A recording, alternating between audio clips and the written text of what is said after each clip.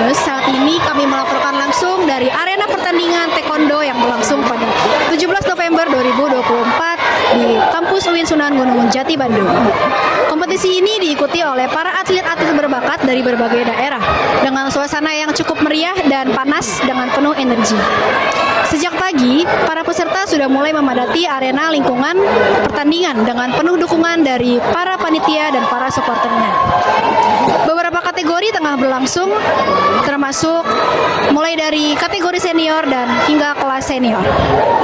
Dan beberapa momen telah terjadi yang dilakukan oleh atlet spektakuler dengan memecahkan poin dengan tendangan yang akurat.